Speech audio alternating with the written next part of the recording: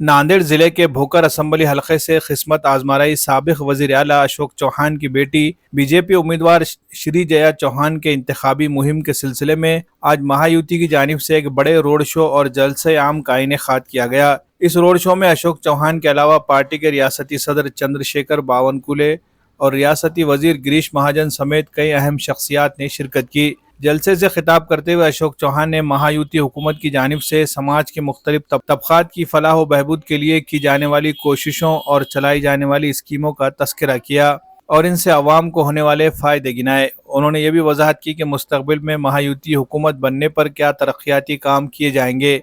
अशोक चौहान ने भोकर के लोगों से अपने गहरे ताल्लुकात का जिक्र करते हुए कहा कि भोकर की आवाम गुज़िश्ता कई दहाइयों से उनके और उनके ख़ानदान के साथ जुड़ी हुई है। उन्होंने भोकर के लोगों की मोहब्बत और एतमाद को अपनी ताकत करार देते हुए कहा कि इनके ताउन से उन्होंने कई अहम जिम्मेदारियां निभाई है।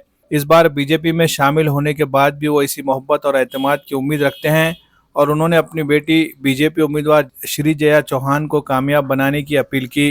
श्री जया चौहान ने भी अपने अज़ाइम का इजहार किया और भोकर की आवाम से कसीर तादाद में वोट देने की अपील की।